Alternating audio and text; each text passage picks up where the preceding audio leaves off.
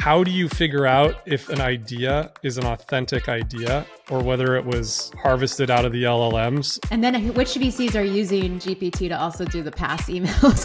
But that's happening all the time, which is a bunch of nonsense. I'm just saying, like, if I'm a founder, I'm like, you guys are fucking being crazy too. More or less. Is it no or is it yes? We'll debate the text that's best when we get more or less. Dave and Brit plus Sam and Jess put it all right to the test. More or less. Well, hello, friends. Welcome to More or Less. Hey, How's Jess. everybody doing? I like that you guys are back at your primary residence and Sam's in some sort of weird room. Yeah, Sam, would you like to unpack the room? Actually, the whole thing. We can go And through that's your also, hat. I think, the most sports hat we can ever get on Sam Lessin. Yeah, a TBPN hat. While Bold. also eating again this week, Sam, pulling I eat another every Brad week. Pitt. This is my snack hour. I'm hungry. Sam, explain to the people where you are. So here's the deal. Every summer, Jess and I travel a lot with our kids. And we come home and we have adult lesson Christmas, which is we order things for months over the summer and we come home and they're all there, right? And it's like, what did we order? And you figure out that you actually ordered multiple copies of something because you had the idea, you bought it. Then In June. 2 weeks later, you had the idea again and you bought it again. So for instance, check this out, Jess. I don't think you even saw this one. Oh, I got- no. And by we, it's Sam. I got several of these. I kept thinking it was a good idea to have a half I thought foam that was roller. a red light pillow. A half foam roller. Is that for like abs I and crunches? saw on internet, that's a good way to stretch your heel at your standing desk. Because we had a construction project that's not done, I'm in the wine cellar that became a podcast room that is now our red light therapy bed. Our red light therapy bed Guys, came right over red there. light. This is so Silicon Valley right now. Actually fabulous. But it's like, that's the 2025 thing is you convert your podcast room into the red light therapy room.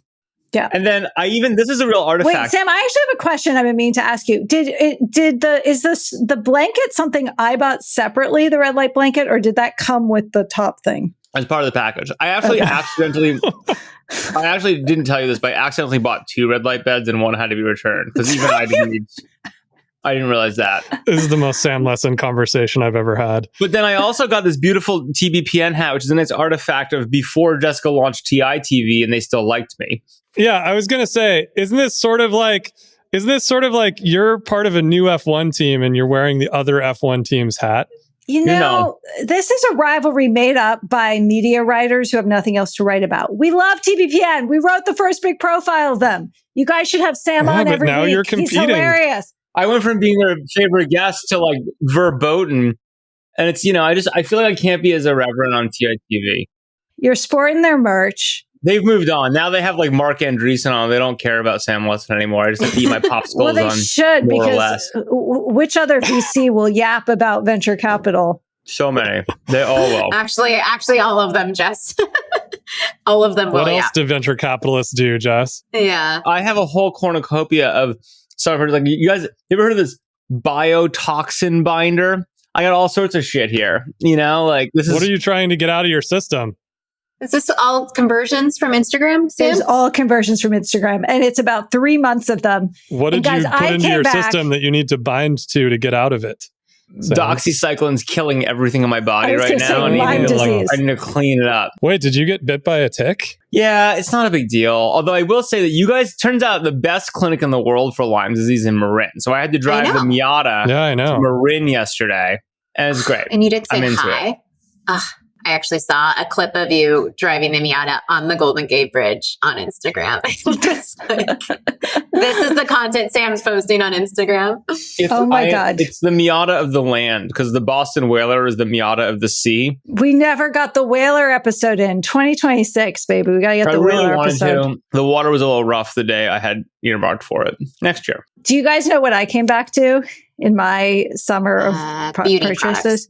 Beauty products. I came back to 3 matcha sets because I kept forgetting that I'd ordered a matcha set now that I'm a matcha drinker. So I have 3 of them, which was great. Are you going to return any of them, or No, you're keeping I'm not going to them? return a single one. I can utilize Nice. them. I need the office matcha. And I am a fan of the red light bed, but I'm a little worried Sam's over red lighting. No, He's it's awesome. doing it daily. I'm doing it 3 times a week. It's great. Have you guys done the red light bed? I do 0, and I Oh, still yeah. feel pretty good. Brett, you're not yet 40. Talk to me in It's true. 3 It's months, true. 4 months. Okay, it's happening. Okay, guys, all kidding aside, I had a really fun interview today on TITV, the Information's TITV. You're going to Coming need to to get you some daily F1 looking hats on for the your husband. internet. I interviewed Brett Taylor, chairman of Former OpenAI. Googler. We ever left. Well, you know what I realized upon Former interviewing him? Facebooker. I just think of him as a guy who goes to Stanford football games. That's all I think of when I think of Brett Taylor. Which mafia is he not part of? Is the trivia question. That is the question. And I realized upon interviewing him that I first met him when he was at FriendFeed. Ooh, yeah. But this is a man who straddles startups and big tech like none other. He's currently at Sierra, his new startup, customer service agents. Don't they make King's Quest, right? Yeah, no. Or is that Broaderbund? Which one was AI it? customer service. Customer Definitely service. Broaderbund, along It with was Carmen San Broaderbund. Diego. What did Sierra make? Mist? No, Oh my God. What's happening? it's a good question. Dave, you got to catch me on these ones because the ladies aren't gonna. Yeah, Okay. I got you, man. Well, let me summarize this a little bit better too. So then also with the CEO of Harvey, you guys know the legal. Have you used Harvey Yeah. for any of your startup legal? They're like, No, they're but they're thriving. crushing it. Yeah. They are crushing it. Both of them have about $5 billion valuations. And I was really excited to chat with Brett because he has not done an extended interview about Sierra or AI business models. And I got to say, you know what stood out at me? He was really keen to point out he was not an AI company. He is a SaaS company that is AI enabled. Oh God. And he talked a lot about It's the most Silicon Valley thing I've ever heard.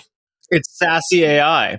his margins, which are very good. And then he talked, not by name, but he talked about the foundation frontier models being like OpenAI being much more infrastructure companies and that can get to great revenue and great scale, but with not as great margins. And I just wondered, it was the latest example to me of like the narrative slightly changing around AI to maybe lower some What are you talking about? expectations, but This is the Sam Lessin moment. I mean, this is my narrative forever. These No, are terrible business. It's true, Oh Sam. God. board but members saying it, Sam. This is actually a relatively huge admission from an OpenAI board member, which is very interesting.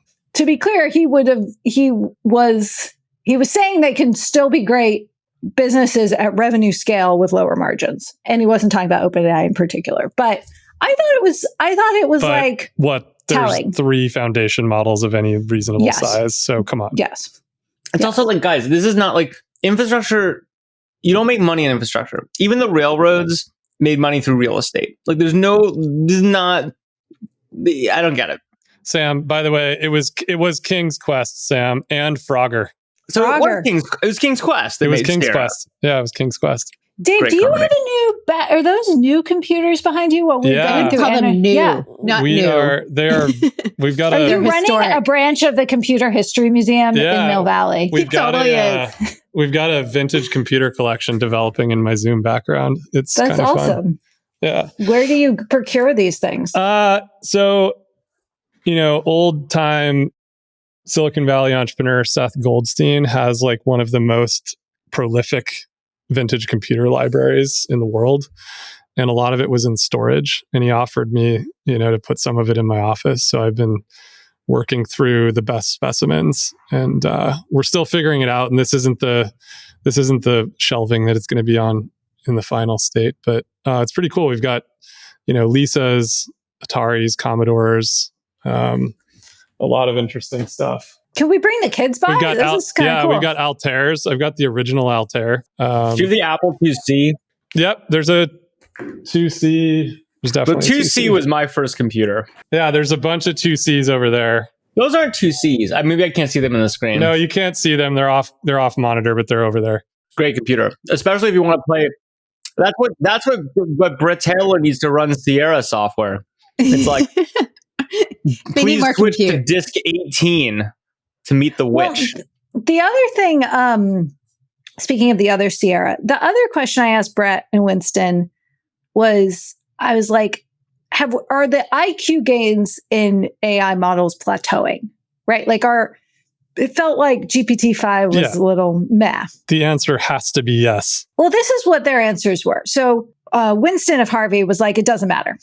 Basically, he's like, I can make $1 gazillion at current state of third grade or whatever. Like, 'cause he's just like, not the right question. But he's doing legal, right? Yeah. Any third grader can do your legal work. Guys, it sounds, as someone who's never done a LBO, which seems to be his biggest market, I mean, it sounds hilarious. But then Brett was like, well, I'm very optimistic about the pace of AGI, what he has to say. And then was also kind of like, I think the next phase will be like... Wait, hold on. Optimistic about the pace of AGI? Yeah, I'm going to go to the transcript because I'm just getting myself in trouble left, right, and center. What does that even mean? Maybe he's optimistic we're going to get to AGI. He's like, the journeys... Did he define what AGI is? You just define AGI any way you want. No, this is the part of the conversation where he does his fiduciary duty as the board chair of OpenAI. That's what that sentence is, right? And it may be true as well. I don't know. No one shows me the future of their technology. But then the other thing he said is that the models are going to focus, you're going to see them getting better in specific domains, and that there's still a very high ceiling around very specific things like coding. And he said, look, I just went on this vacation in Europe, and like the old GPT planned the perfect vacation. Like I don't need a much smarter GPT. And I did point out that he doesn't know what kind of vacation he would have had if he had a super intelligent GPT. But that also seemed to me, exactly. That also seems to me like, again, just like a narrative shift, right? That now people are saying, it's like some people are saying, no, you just look, yesterday I saw something in a black box that will change the future of the world. That's what these AI leaders have been saying for months and months and months. And now they're saying, well, it doesn't matter, or they'll get better at specific things. I think this is a big deal.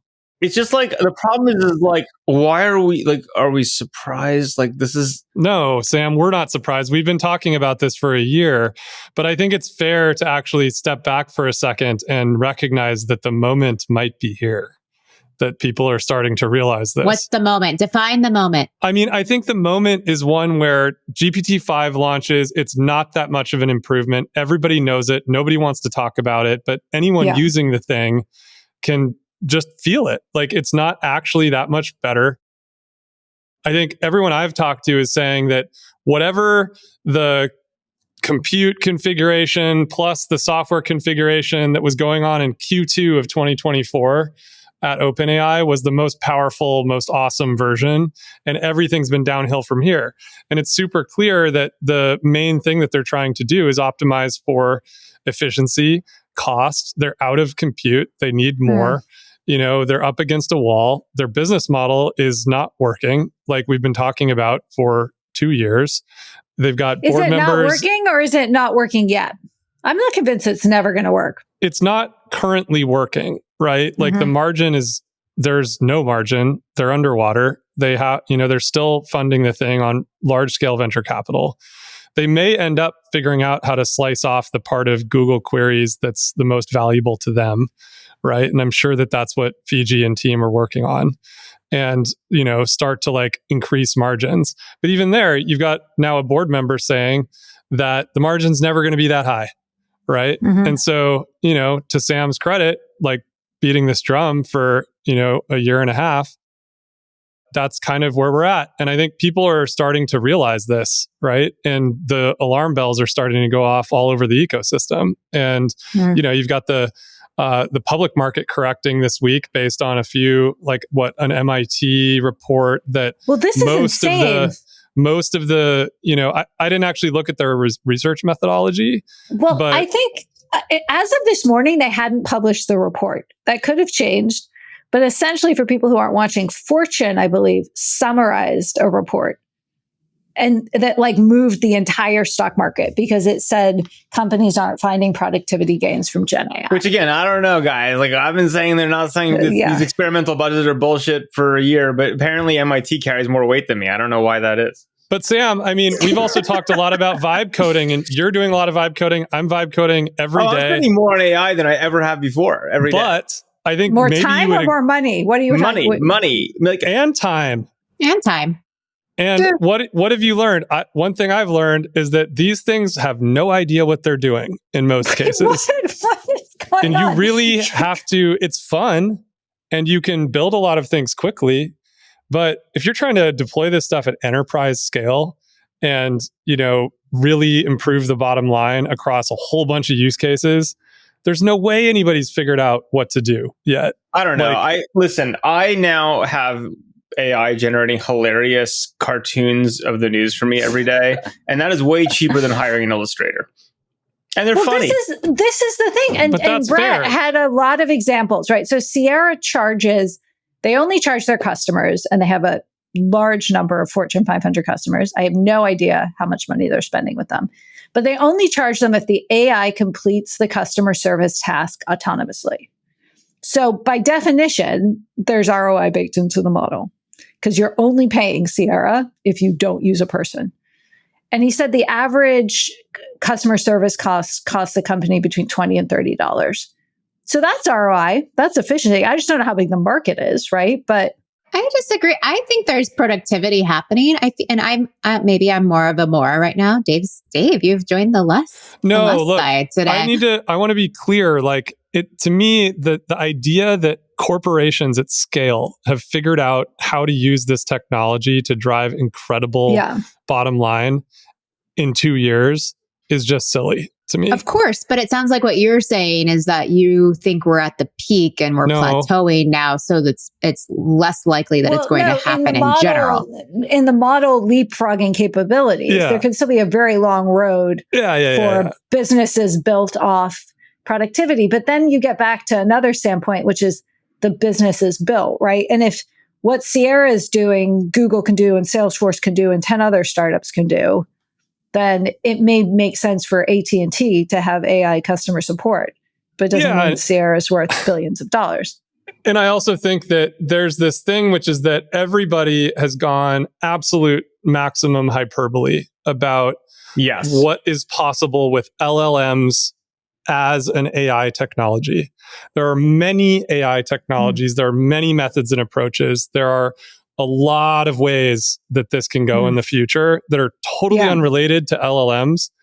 But the last 2 years and, most of the Meg 7 growth in the public markets, and I think, I don't have it in front of me, but I think if you're looking at the private markets, everything is flowing into applications of LLM, right? And that LLM equals AGI and everything is in the future, and LLMs have unlocked all of this. And I just don't think that's true. I think we have a lot more research to do to find a breakthrough of similar scale to this LLM one. It's not discounting how big of a breakthrough it is. It's just that the ecosystem has gone to like the max, to like LLM equals internet in its impact, right? And I think that's the point that's debatable. I don't know. I think the problem with all this stuff is, unfortunately, it's all just narrative, and like people need narrative, and like narrative, and like the interesting the OpenAI thing is there's two things going on.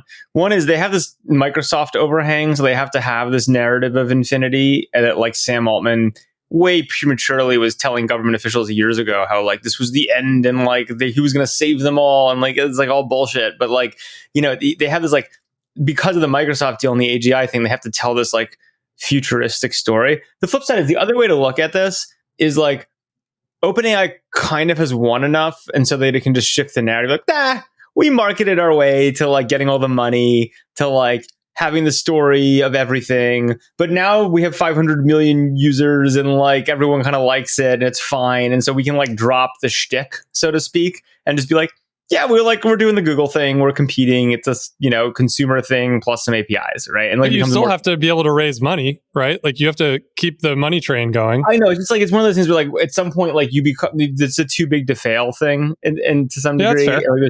And so I don't know. I just think it's like it's an interesting one because you have to have this like crazy all everything narrative for them because they're trying to do this legal thing plus the sobriety thing where they're just like, yeah, well, we already like raised all the money. Now we're going to pull up the ladder. Right. And the way you pull up the ladder is like, nope, actually, it's all bullshit. But now we're the biggest. So fuck you. right? Sorry, are you saying that you think that OpenAI will stay in infrastructure land and sort of developer tools and not build their own Harveys and other applications? Well, just remember, I think that the story here, if you go back to the errors of OpenAI that we've been debating on this pod, early on it was, oh my God, ChatGPT is everything. Then it was like, oh, everyone will build that. It's the APIs because and then it was like, oh, no, we're back to ChatGPT, right? Like it's basically just, it's narrative hunt and peck in a lot of ways. So Sam, are you saying that it went from like doomsday cult obsessive to now it's like AA and we're sort of atoning for how obsessive we've been about this narrative? Like how all disruption happens, whereas you start out trying to like be like, we're going to change everything. Everything's different. And then by the third inning, you're like, oh yeah, we're the same as everyone else. We're just big now. Right. And like, I just think that like, that's kind of like a little bit of the vibe I'm getting from it. Right. Especially because I think to some degree, ironically, I wonder how much it is that like Meta basically picked up the infinity narrative, right, from OpenAI and went even further with it. And so OpenAI needs to pivot the narrative to something else, right? Which is like, oh, well, those guys are the crazy ones. We're now the pragmatists. Yeah, it's like Field of Dreams to Moneyball. And like, look, in the end of the day, like, I got to tell you, the most interesting, you guys remember last call I was talking, last week I was talking about Wen and Jen Spark? Yeah, of course. Yeah. I got on the phone with him. We had a great chat. But like one of the big, he's doing great. And like one of the big takeaways is like people like really want, like it's interesting. OpenAI and like ChatGPT is like too open-ended. And there's all these like much more like I'm a business person and I want to make a spreadsheet, and like how do you productize a lot of these things in like much more defined lanes? I think it's just a really interesting trend. So I do think you end up with like more vertical applications leveraging this versus like platformy type stuff and open-ended type stuff, which again we've also been talking about forever. And like, I mean, there's some other cool stuff going on with memes that I'm involved in where like all of a sudden for the first time we talk about role reversals. There's actually things that 2 years ago, I would have kicked and screamed about it and be like, that's just an API wrapper. Don't invest in that. I'm like, actually, we're at the point now where like plugging this stuff into very verticalized applications actually does make sense in certain areas, right? And there are people looking for that. And there are big businesses to be built. First of all, I got to go back and say, you said OpenAI marketed itself to this position. I think that's a little bit unfair. I think that there has been real innovation on the product and research side there. How sustainable it is, what the business model is. Sam Altman marketed his way to all the valuation and all the financing that they needed. Like that was the thing but for Sam, years. They did have a great product. Maybe they have a great product that we use, still the best product. Is probably a top, by far the best I don't know if product. it's a top 5 daily for me, but it's definitely a top 10. It might be a top 5. So that's a big deal. Clear, I'm not saying that they haven't done good stuff. They have. I'm just saying that like for years they have done this circuit at fancy conferences talking about AGI and the end of the world and mass unemployment and all this stuff that's crazy. And, how things, and we're 2 months away from whatever apocalypse. And that is all marketing and always was like to raise money from people with a narrative, right? That actually is why the company exists as it does it today, right? It's marketing. Yeah, well, it could not have survived without the fundraising. I think it's just the phrasing, Sam. Like the product had to exist it's like Apple does amazing marketing, but Apple can't do amazing marketing without the iPhone. And like, at the end of the day, I would say, think about it this way. Elon, I think we all, at least I certainly think, is like literally the greatest marketer of our generation. Yeah, absolutely. He plays engineer. He's a marketer. He's an amazing marketer. And that's what Steve Jobs did too. Right. And so I'd say that just in the spectrum of like Tesla only exists as Tesla because Elon is a great marketer, right? Like I would say that the same thing is true of OpenAI is like it was a very explicit marketing heavy strategy. Doesn't mean there's no product behind it. I'm just saying like if you're going to raise that amount of money on like infinity stories, it's a lot of bullshit marketing. Well, or the other take is that to build a $1 trillion company, you have to be great at marketing. And marketing's sort of like a 4-letter word in Silicon Valley. And maybe it's just that you have to be great at it. I don't know. I think that like... I don't even know what marketing is in today's day and age. Like, I mean... Getting attention, I don't just, right? Right, I know. Well, I guess the thing for me is like, I think there's a difference between... I would say that there is some level of tricking the capital markets, right? Which is different, right? Than just like explaining your product and people using it. Right. Like I would argue that like a Meta or a Google, you can argue whether they're great at marketing or not. Actually, argue neither of them were particularly good at marketing, but they clearly had a lot of consumer growth, and they never had to sell their story, right? Like, Sam. really. OpenAI's had consumer Oh growth my too. goodness. Okay. Meta is selling its story hard right now. I have never met a founder in the history of Silicon Valley, a good one, who doesn't have a narrative that's 10x ahead of where they are. Totally. And slightly hallucinating. I mean, that is just. That's the art. Fine. I kind of disagree. I think there's differences in like. For years, when I covered Facebook as a reporter, I went to, all the F8s that you and Dave were running or whatever, all the developer conferences. And every year the mission would change.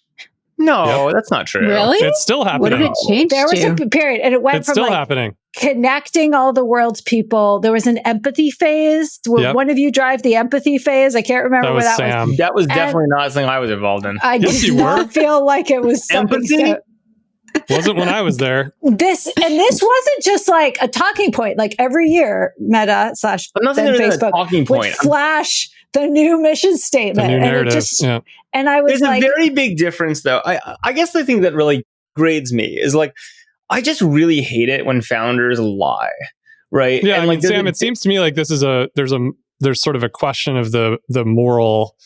There's like a moral ethical thing. There's here lying and that then there's bothers you. manifesting.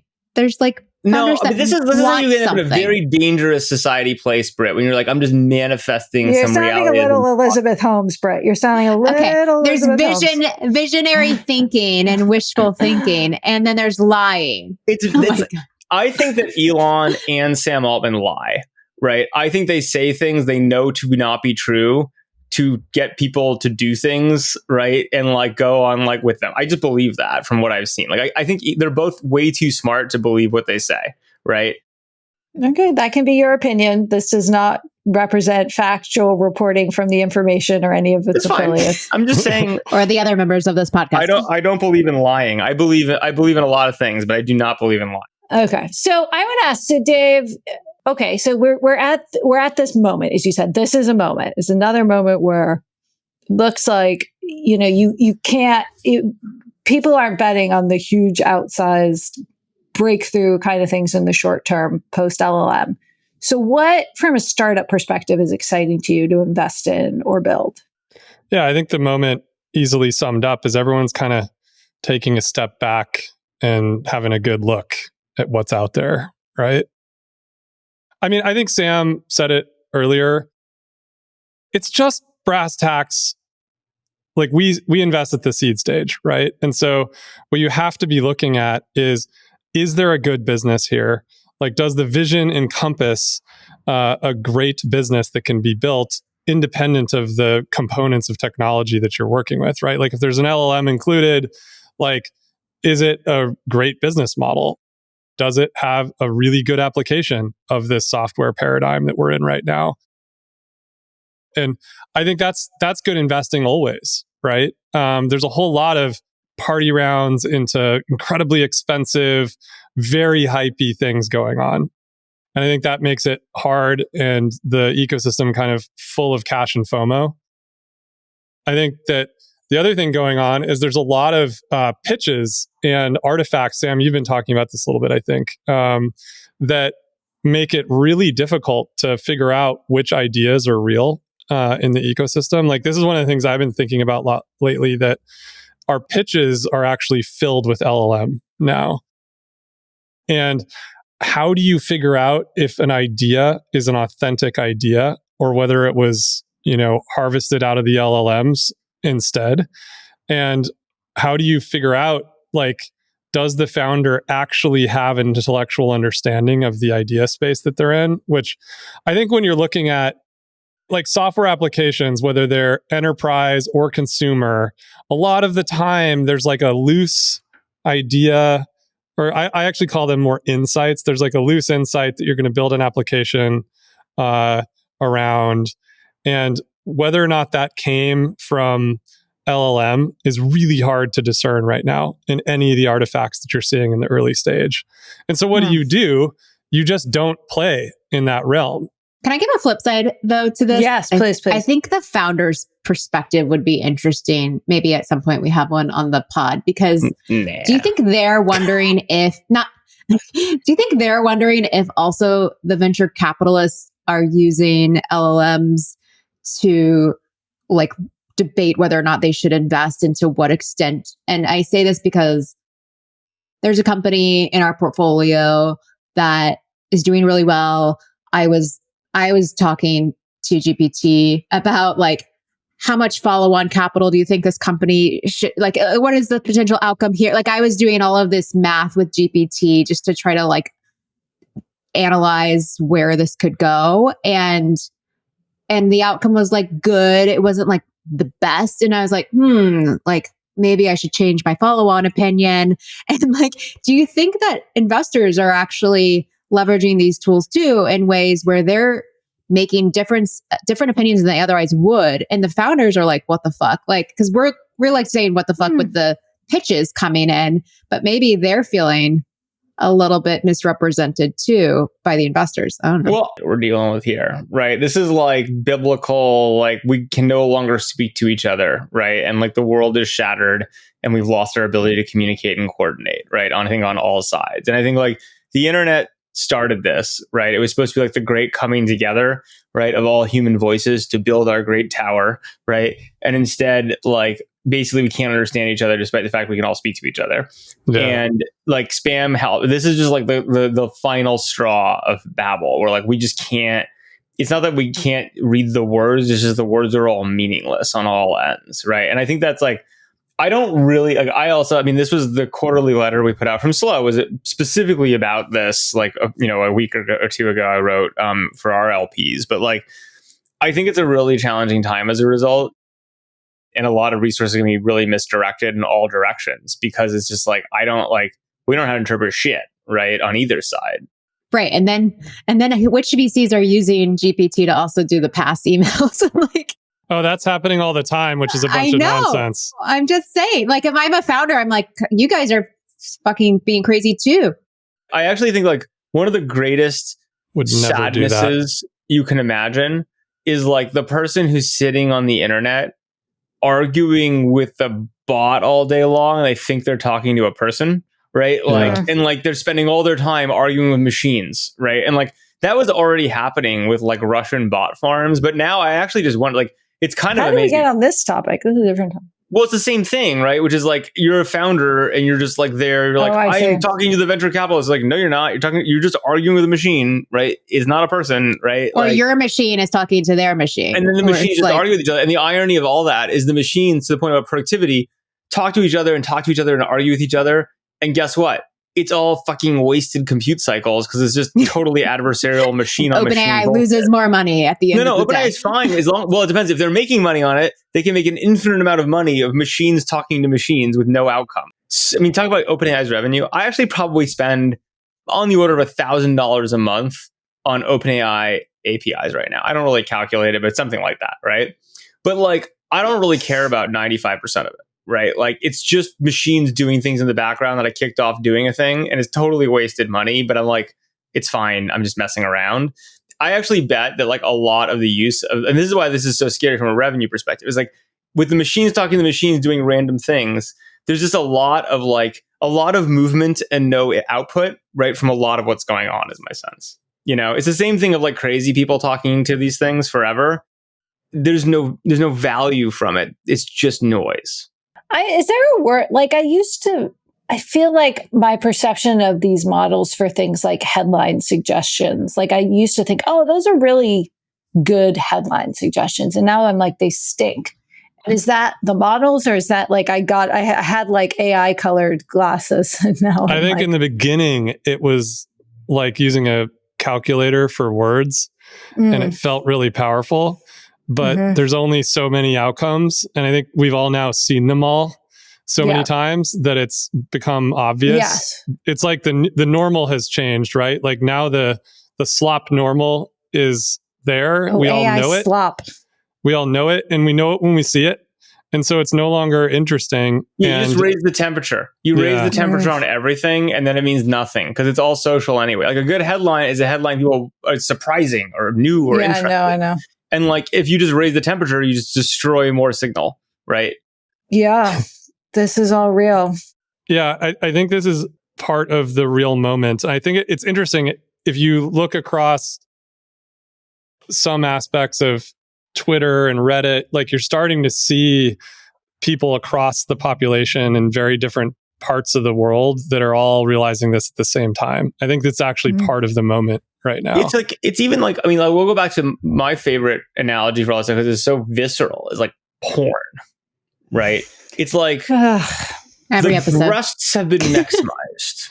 Right? There's like, we're done with that, right? You guys, like no one laughed. Oh, Dave laughed at my Sydney Sweeney joke. the scoops. I loved it.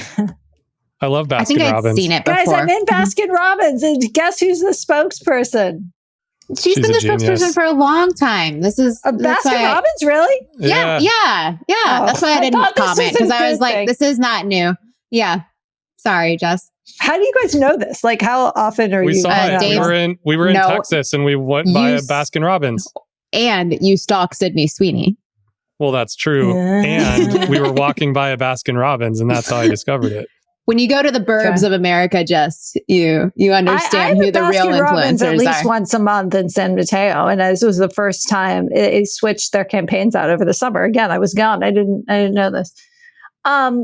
Okay, so we're calling a change in the AI moment, and if we keep doing this on the pod every week for the next 2 years, we'll be right. What else is cooking? What's Guys. happening in VC land? Is it Burning Man? Like, what's going on? Burning Man's happening next week, No. so a lot of VCs will be out. That's not true. Burning Man seems to be It is kind of happening. meh. Well, we're just old, Dave. No, I think that there was a big culture shift that Are happened. you last calling year. Burning Man over? Remember, No, I I'm not went, calling it over. and that was the top. But we're past And the peak. Well, this is good. I think the theme of this episode is what have we peaked on? Okay, And Burning Man seems to have peaked already. No, I my think. reporting on Burning Man comes from a dear friend of all of ours who's very, very involved in Burning Man. And it appears as though last year was the year where it used to be that you'd go there and there were like these enormous art projects, and the sort of scale of it was extraordinary. And there were like these massive group art projects, and there was a lot of diversity in the art. And what's happened is everything has turned into a musical bus, and it's like a giant rave. There's this one photo I saw from last year where there were like 15 musical buses all kind of organized, and there was just a huge mass of people in this one giant rave. And I kind of think that Burning Man was invaded by the EDM hungry ghost rave culture, and it like was taken over, and like that element has become so large that it's like drowning out the original culture in some ways. And I think other people would have different opinions, but it's definitely going through a phase shift, because a lot of the people that were responsible for the core of creativity there are like, where do we go from here? Like there's like a stasis that happened, and a consolidation of vibe and culture that seems to have hit a place last year where a lot of people were like, what's the next phase? Is this it? How do we innovate? Jess and Sam, have you guys been to Burning Man? Yes. Yeah, like 3 or 4 times. And I relish every opportunity to tell people that because it really surprises them. The thing that I'm sad, my thing on Burning Man, which I I'll love that now smile. never do. I always wanted to start Borg Camp. I love And Board the Camp. idea It was of always a Borg good Camp idea. would be that the art project is that everyone has to like eat the same food and dress the same and be the same, but it's all awesome. And so you have to give up to join Borg Camp, you give up your individuality, you hand it over and just get awesome shit, right? Like good food, good sleeping, good meals, and like wear all the same clothes. Now, as Burning Man declines, I'll never have a chance to start Borg Camp. But to me, that's Well, the but only thing that'll Sam, bring it back. I think what happened is it became Borg Camp. Like Yeah, the everybody. Borg Camp was just EDM Borg Camp. Yes. Like it's Yeah. actually like the culture homogenized. And I think that's like what they're dealing with. Yeah, I guess you're right. In a sense, like someone else did That's Borg Camp by interesting. accident. Yeah. And so where do they go from here? The one time Dave and I went for 2 days total, we accidentally didn't know it, but we were in a polygamous camp, and we didn't know it. We just were like, oh yeah, we'll go with you. You'll set everything up for us. Cool. Thanks, friend that was inviting us. And then we got there and we were like, whoa, like this is going to be a different experience than we thought. So we also got out. We would of tell Burning people Man that very we were quickly. going and which camp we were going with beforehand, and they would say, oh. Right. Like So I think people in the Valley actually we're have a poly. different narrative of us Yeah. than we are. And We're no very not offense, like poly. there are a lot of people that I'm happy for them to be poly. Yeah. We just aren't. So yeah, it was a wild Burning Man The experience thing for us. I'm always impressed with people who are polyamorous is they're just it seems like a lot of work. It's so It's like much they just work. have like Too an much work. incredible. I don't have time for that. It's like I don't know where they get the time and the effort to like deal with that type of shit. That's my thing. No. Like Same. I don't have the energy. Would for this be a good place to bring up the turn in the Hunting Wives? Would this be an appropriate Did transition? you guys watch it? Did you Okay. watch? Without getting into the Explain details. what the Hunting Wives is for those that might not know. I believe it was on this podcast where Brit was It was. pushing it. I was intrigued. Sam was intrigued. pushing We started pushing is watching a it. heavy word. Okay. No, you were pushing. You brought it up in pop culture corner. I- Brought up in your whole recommendation corner. Yeah. It's saucy. It's a saucy It's show on saucy. Netflix. It's saucy. Well, rather, it starts saucy. Then, and I also recommended it, continued the recommendation circle. And now it's just the sauce is gone and it's like weird. And we're like 5 Oh, you haven't episodes finished in? it? We were probably that No. far into it, Jess, when we recommended it. It doesn't end well. Like the last Okay, episode. no, I Wait, guess we're yes, it going to does. finish it, but I'm just like, for a show, anyway, it was a bait and switch. Just keep going. It Okay. concludes. You're good. Yeah. Is there a sexy orgy at the end to make up There's for a all this lot that terrible? keeps going. The Oh, it last keeps episode going, is man. a fucking doozy. Yeah, you're gonna like it. Okay, we'll keep at it, but I just got to It's like say, it's like a new television trope for like engaging people. This is like talking about the end of like media and like what engages. Like all shows now need to like start with small orgies and then have no orgy for a while and then end in a huge orgy. And like that's how people will watch things. yeah. It is sad Oh my and gosh. true, actually. That's like it's like you center on the ideal television platform per dollar spent for engagement and signups, and like that's what you get. It just didn't feel like it cohered thematically. Like, anyway, No, it's definitely the writing kind of tails off really quickly, Jess. And Yeah. they're Yeah. like starting new storylines and tying them off like way too quickly. And like the progression. My I mean, sense is, do you think it's like, do they have like a special, like if I were a Hollywood writer, which clearly I'm not, are there like early stage writers be like, You might be good at it. I'll write the first 3 episodes and then I'm going to roll off and let the B team do the middle. And then I'll like do the conclusion. Like if you like, I could imagine. It does seem like that happens a lot. Is that what happened? Is that who end up with this? Is like, there's someone who's like, I do the early high engagement sex scenes and then you do the boring shit and then I'll conclude it. This is what happened with Yellowstone. Taylor Sheridan was on fire like the first 2 or 3 seasons. And then I think it was like the 4th season, he only wrote like the first 2 episodes. And then the middle 5 were written by the B team. And the whole narrative just like fell off a cliff. And everybody thought that it was going a to. very extreme version of this. It's like the middle, you know what it is? The middle of this show seems like it's written by an LLM.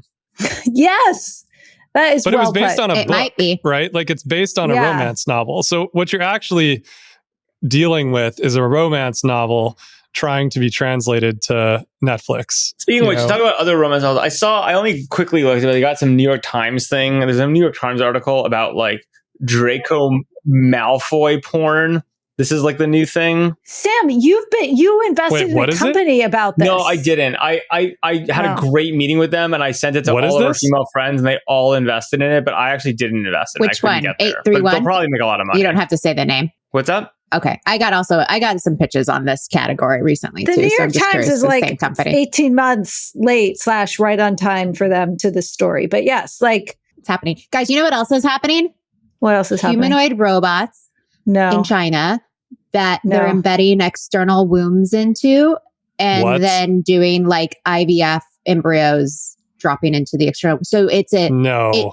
feels like Yeah. you're with a woman that's pregnant because the womb grows in the robot. No way. Like a pregnant woman. This is happening. And Wasn't there also yet, a robot Olympics in China last week? Yes. I think we need a field trip to China. I'm just saying. There's a lot of weird stuff going on, including, by the way, Donald Trump joining TikTok this week, which was an interesting. That's Might so as well funny. just pipe it straight into China at this point. Guys, no, but the China stuff is interesting again, like, because, well, I think it's always been interesting, but I'm enjoying seeing these venture capitalists who are like super hawkish on China and swearing off all the deals, like going back and doing a ton of deals. Of course. Which is, of course, what would happen and you expect to happen. But it's just like, it just shows we're in the next turn of the cycle. Can I ask for some advice on this, guys? Not that I'm obviously very engaged and not scrolling X, but do you think Emily Chang is launching a meme coin, or should I tell her there's a scam involving her launching a meme coin? Doesn't seem I like haven't her. followed. Does anyone know? Big news. I'm launching EMC, a new token built on Solana. This isn't about crypto. It's about reimagining media power and participation. Full details will be shared later today. Stay tuned for updates on my feed in Bloomberg. No, It does that's not real. seem like her. It's No, her that real? seems That real. sounds real. That seems real. What? Yeah. Uh-huh. I'm gonna buy some. Jess, are you going I to like launch Emily one with the Chang. information? You're going to see I her like meme Emily coin and Chang launch too, yours? but this does not need to. She's linking to a pump.fun thing. Yeah, This is really her. Yeah. that's real. Yeah. Okay. I'm glad I am not going to send the email, just FYI, with the link to it to her. No, you should. I mean, I you think should. it'd be really funny if you did that, though. Can you copy me so I can see the response? I think the thing I think if I were her, what I would do is this. It's like you launch a meme coin, and if it goes badly, you claim it was a scam and you were hacked. But if it goes well, you take credit for it. Guys, she's a Bloomberg television. What are the implications how of can- this, Jess? What are the implications if this is real? I'm just gonna say, curious, is this real? Okay, curious, is this real? Question mark, question mark, question mark. Okay. That way I'm like super I mean, supportive or okay. super Let's do a quick creator corner here. One of the more interesting things that I've heard in the last week on this front is I talked to I have to be careful. Although he said it was cool if I talk about this stuff on the pod. I talked to one of the largest anonymous Twitter accounts that everyone in the Valley loves. And this guy went from no anonymous Twitter to it's I think close to 1 million followers on Twitter and 1,600 paid subscribers, 20,000 free subscribers on Substack. He's doing 400K annual run rate in 3 months, which I was pretty shocked by. That's pretty real business very quickly. All anonymous, no real, this is not using his own brand. And so I guess that's pretty similar to what maybe Emily's trying to say here, which is I want to take control of my own destiny and put, a more direct currency in play around my personal brand. I just, but she, as well, someone also, guys, it's a pinned tweet, so it probably is real. So it probably Oh, it's really pinned. Yeah, that's how stepping you know into it's real. it. But I mean, I don't care. But what are the economic? I mean, the pumped up, she gets a percentage of the trading volume at this point. By the way, I mean, Bloomberg is the most conservative media company on the planet. He's probably it's just cowboying. shocking to me. they're not letting that- her do this. She's not cowboying. She is approval. So this is just wild. By the way, they published their numbers. They grew 7%, which wasn't What do you that think's much. going to happen? Do you think this is a good idea or not? Well, I don't know. Maybe I'm going to get Sam, her you're on the TITV to you're talk the meme about it. expert. What do you think? I mean, I love Solana. I'm happy she's doing it on Solana. I mean, there's no information on this. I mean, look, in the end of the day, I'm going to break the news. I love broadly speaking, the story of how do you think about these personal currencies, etc. I have invested in a ton of them. None of them have worked. There's a really complicated subtleties to getting them to work. I'll give you one perfect example. It's in theory, everyone's like, you're Taylor Swift. Don't you want your fans to be invested with you? And then when you release an album, they get a percentage. Everyone loves that idea. Here's the problem. No actual influencers or people who have brands want that because it's such an asymmetric risk. If they don't want to lose their fans' money, they're terrified of losing their fans' money because they want to be loved. And the best way to not be loved is that. You have people like Elon, et cetera, who basically do this.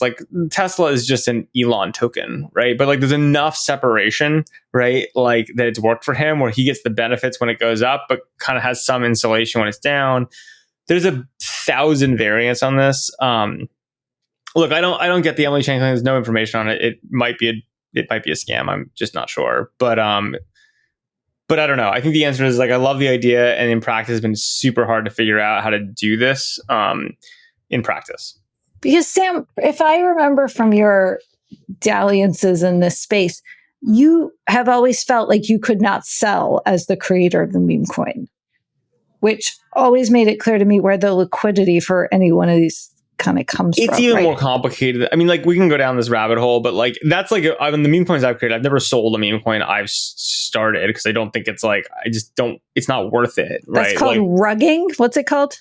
I mean, yeah, I've had the opportunity to rug people for millions of dollars and I haven't taken it because it's not like because I'm a nice guy. It's just like, I think not worth the trade, right? Is like the upshot. I think like so that's one problem. The other problem is like, look, you sell a coin once, it's not great revenue. It's like a one-time hit for a project. I do think raising money for specific projects through this stuff can be interesting in theory. I think the dynamics with fans are really complicated. Again, to be clear, I'll give you an example. You know what I'd actually love to see, and I've pitched several entrepreneurs. What I always love is the pitch back, where someone pitches you something, you like, as a venture capitalist, you pitch them something back. It's never a good idea, but I do it anyway. And here's what I would love to see. I think you could totally build a platform that was literally just for throwing ragers, right? Like if it was like raising money to throw ragers, right? I think there's like, you actually could do that with things like meme coins quite effectively. And it'd be really interesting to like, to mess with that. But I think financing individual people directly just turns out to be a great yada, yada, yada idea and really hard to pull off in practice. Okay. Well, I kind of think I don't know. We'll see. Stay tuned. Is it real? By the way, I really doubt. I mean, this point, she's doing something weird if it's real because it's not even through the bonding curve. It's like 0.003 solar in the bonding curve and it's worth 0. So like, I actually think she might have gotten hacked. Yeah, I think financing people directly is not great to do.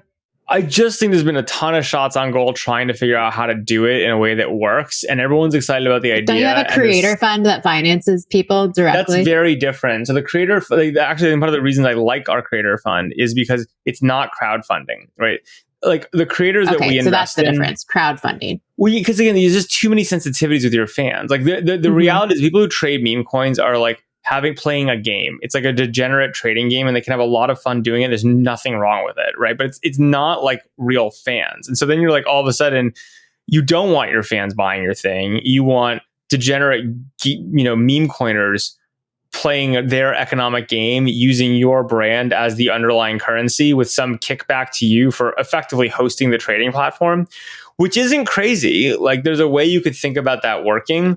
Just no one's really figured it out yet. What if they could prove they were your fan? Like there were a bunch of like hoops that they had to jump through. I think it goes back to this, which is like anyone who's actually has a serious following and seriously loyal audience, it's not worth it, right? Like you do not want to lose your fan. Like you guys like talking about like the dude perfect guys. You know what would suck for the dude perfect guys? If they got a bunch of like 12-year-old boys to buy their currency and it went down. Like they're gonna, it's just not worth it. They have a great brand they'd be trashing, right? And so the reality is, I think anyone who really has a serious following community, it's not the right way to monetize or like get them to invest. There are other ways. There should be other ways to do it. Now, it doesn't mean there's no crypto connection. That doesn't mean there's no opportunity to do this, but it does mean that like the most basic version of how you do this, I just don't believe will work. I don't know. The line is thin though between investing in, if Dude Perfect were a public stock, I bet our kids would want to invest in it. This is my so that the nuance of a brand is the line here. My favorite quote from the Taylor Swift interview last week was she said, "Anything you feed your brain, it will internalize, and anything I knew this was your favorite quote. Anything you feed the internet, it will kill." Which is Sam's point, right? Like this is like actually a form of the internet killing brand, but at like hyper speed, right? Like this is the way that if you want to, feed your brand into the internet and have it destroyed at maximum speed, incentivize it using crypto, right? Is kind of I think the case Sam just made. Let's wrap by doing a little post-mortem on the Big Taylor podcast. Brit, what were your takeaways? Guys, I'm actually going to let you guys do that because I realize I'm supposed to be talking to Gary Vaynerchuk. Bye. Okay. Tell him. But it's great that Sam's leaving because I won the bet. She No, you had. didn't even get close to the bet. Yes, I did. There was yes, I did. nothing close to a Super Bowl Yes, we sized said audience. views Nothing across close channels. Views across channels. of the whole episode. 100. I screenshot it on my phone. Not the whole episode. Yes, of the whole episode. We Not didn't of the- delineate that. We didn't we delineate. We can go episode. back to the transcript. I screenshot some data for you. Ready? Okay, but you won the wrong According bet that I to didn't measurement make. company Mondo Metrics, Taylor Swift and New Heights reached 500 million views across all of the podcast episode across social media in under 24 hours. 379 million on Instagram, 61 million on X, 51 million on Facebook Reels, 35 million on TikTok, 20 million on YouTube, and 1 million on Threads. Just Doesn't saying. matter because it had to be Gary count V, as an I like episode literally, view. you're going to love this. I'm like on the Sam, More or you're Less still podcast. here. Can he I know, hear I don't know us? how to leave. Hi, Gary. Ask I'm him what like he on thinks multiple about Taylor's podcasts at podcast. once. Gary V, what's up? Tell him to join. Send him the link. Yeah, We just can send him have the a- link to the Can't hang up podcast. Riverside, and I'm on this. Hold on. Cam- This is so Send hard. him the Riverside link, Oh Sam. my God. You want Yeah. Ask him to talk about Taylor and Travis for 5 minutes. I just need his hot take. I literally, the end button isn't working. Sam, I'm just just going to close the leave. window. I think that was an excuse from Sam to get out of this because he Well, knows no, he we're lost going the back to what the transcript is. But tell me what you thought of the interview. bet. Okay. It was very long, much longer than I expected. I thought this would be 30 minutes max. Taylor never does podcasts. However, and the whole first hour was just this buildup of like, Taylor, you're Yes, amazing. it How'd was. you do it? And the second hour was what everyone wanted to know. So they left all the anticipation for the end smartly, but still. But then what I don't like that they did is as soon as the podcast started, they actually announced the album on all of her channels. So if you were a smart fan and you're refreshing all the channels while watching the podcast, it would be game over. Like you would just end the podcast because you got the news. So anyways, just from a marketing strategy, I found that really interesting. I'm obsessed with Taylor Swift. I don't know. I think she's just one of the best talent. She's like one of the best people on earth for like the talent that she has to entertain, tell stories in unique ways, stick to brand narratives while seeming very human. She looks like a doll. Jess and I talked about this on Yeah, text her a lot. skin was my takeaway. I was like, what Yeah. is going on with that? It's like porcelain. Want to know the work that she's had done. She's doing the blueprint don't die protocol to have the porcelain skin. Porcelain skin. It was eerie, honestly. It was eerie. It's just makeup, right? I liked Yeah, her I think more it's and I just liked makeup. Travis a little less, to be honest, after the episode. He was Really? a little fawning puppy dog. It was a little. I watched the and whole a thing. little, yeah. I was a little like, oh, he's not that smart, actually. Well, they had this whole, I don't think the listeners of this podcast care at all what we think, but we'll give it to them anyway. They had this shtick, which is like, he's like romantic little puppy dog, like you're amazing the whole time. And it just didn't, it was just sort of weird. So do you think it's a shtick or do you think they're actually in love? That's the main question. No, I think they're very much in love. I think they're very much in love. That's what everyone's I just- debating. Like, are they going the distance or is she going to get bored with him because she's so much smarter, blah, blah, blah. I think they seem very much in love. I don't, and also what all my I don't sources think she say. cares. The real question is, what was it? I actually took a step back from it and said, wow, that was a really long podcast, which means it must be full of Easter eggs. Yes. Like, I think it was we actually already caught the scripted. sourdough. Well, the sourdough Easter Well, no, egg, you but know, I right, think the Dave? Easter eggs probably go extremely deep. Oh, ready? I Here's think my the Easter favorite. eggs are way deeper than the sourdough. I think so too. Even the books in the background. I talked about this last week on this pod. Okay, the sourdough Easter egg for like 10 minutes, like longer than every other section of her talking points. She talked about her obsession with sourdough bread making and all the different varieties of bread, yada, yada. Well, the Super Bowl this year will be played in the Bay Area at Levi Stadium, Santa Clara. And the 49ers mascot is Sourdough Sam. And this is the last NFL season Travis is playing in. It's the 60th, like round number, Super Bowl. And so everyone thinks this Taylor is actually going to be the halftime performance. No, and at the Super Bowl. specifically, she was saying, I'm obsessed with sourdough 60% of the time. Like, there was all of these, like, there's like many points pointing to the Super Bowl, basically. So that's one of them. So she was trolling us She for said 2 something hours. like, I'll see you at the Super Bowl. I mean, which could have, they also talked about the Super Bowl, but that could have been in. Yeah. I think there's probably like 17 layers of messages in this thing that nobody's figured out yet. I enjoyed listening to it and hearing her, and kind of left.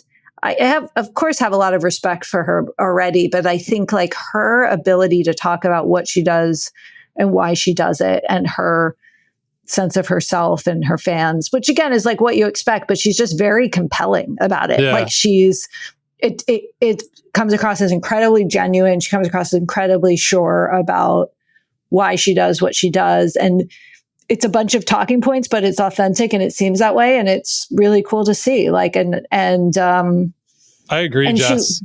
I so thought that I like that. it was fascinating that she went for as long as she did. I mean, it's the longest piece of content available that she's talked About her, ever, yeah. right? And Yeah. scripted or not, questions chosen or not, this is a extremely long, unscripted conversation with somebody who like a billion people are interested in, right? And so Yeah. it was like a very interesting moment for that reason. And I also would agree with you. I think she's very wise and has a lot of wisdom from doing what she's doing. And, you know, when she wasn't saying things that were scripted in part of the launch of this album, there were actually a lot of like nuggets of wisdom in there that just kind of came out that I think were really interesting. And like, And also, like, you understood why. So first off, the moments when the people on set cheered and you realized how many people were there, I thought was very interesting too. I thought that. I Right? didn't Because notice this, Oh yeah. because you have this Right when image she of announced like, the album. it's a girl and her boyfriend and his brother, right? And then there was, I think, 2 moments like writing when you and heard the album and other things. And you're like, there are 50 people managing this production, right? huh, Mhm. And then there was something like she needed to like look up a name or remember a name.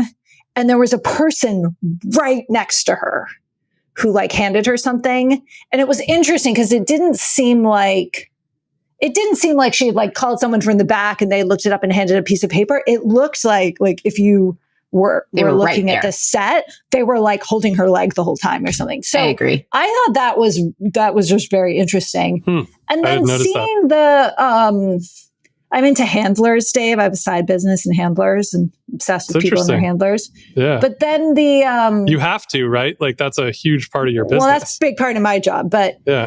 and it was interesting, like when but I liked and thought in an authentic way how she talked about, you know, not just this experience she's creating for the fans, but like the part about the mop cart, right? When she's talking about the fact that like at first she like just hid fun. herself in a mop cart because like she wanted to not be seen and then she just did it. But the fact she's talking about that and like you're not going to see her do a lot more of these because the brand needs that level of kind of mystery. But it did feel like you got like Taylor's thinking about the mop cart. And the stuff about It was her also parents just kind of was cool really that she just interesting. said like it's fun. Like I kept Yes, doing it she because it just was said it. fun and I liked it. You know, it was Yeah. like it started out this way and I just liked it. And I to me, think that's she's like just very actually part silly. of the wisdom that came through was just like, you know, I just like do some of these things because it's fun and my life is crazy. And like I also thought it was interesting how she described her day as being the same every day.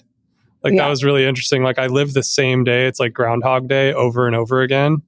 And I actually hadn't stopped to think about that. Like, oh, that's really interesting. Like you do the exact same thing every day for 2 years straight.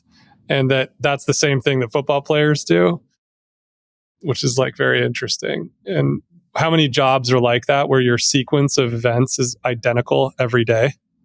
Yeah. And how do you find joy in that is an interesting question. And that she goes to bed. She went to bed at like 3 to 4 a.m. after the Eras tour every night. So I was like, she ends her show at 11:30. What is she doing for 4 hours? She talked about Like, that. Well, Brit, I know this. she takes her bath. We have a lot And of then her toe bath. spacers.